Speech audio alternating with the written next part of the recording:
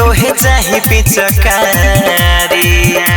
कि मधुबन के मोट तोहे चाही पिचकारी से खुपुरवा के लइका देखी तोहे धाली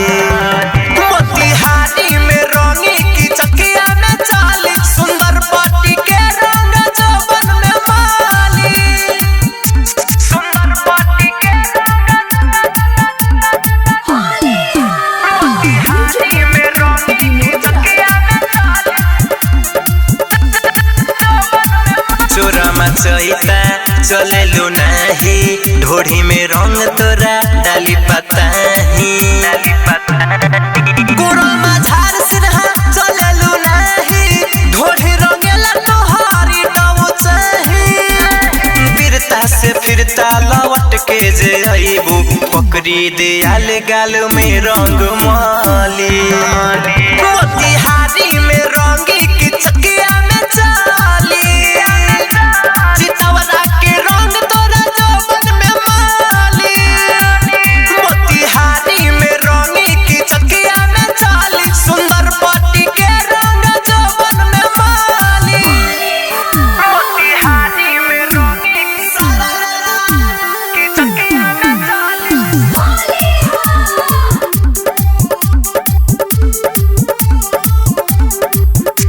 सुंदर पट्टी के ढाका चिरैया लखाने जइबो शिवहर सीतामढ़ी में डलबइबो कोटवा खजुरिया और राज्य जइबो केसरिया साहेबगंज में डलबइबो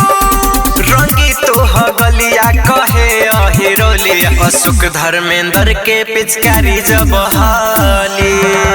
मोतिहारी में रंगी की चकिया में चाली चितवरा के रंग तोरा जौवन में माली मोतिहारी में रंगी की चकिया में चाली चितवरा के रंग तोरा जौवन में माली कि मधुबन के मोट तोहे चाही पिचकारी कि मधुबन के मोट तोहे चाही पिचकारी से खुपुरवा के लइका देखी तोहे धाली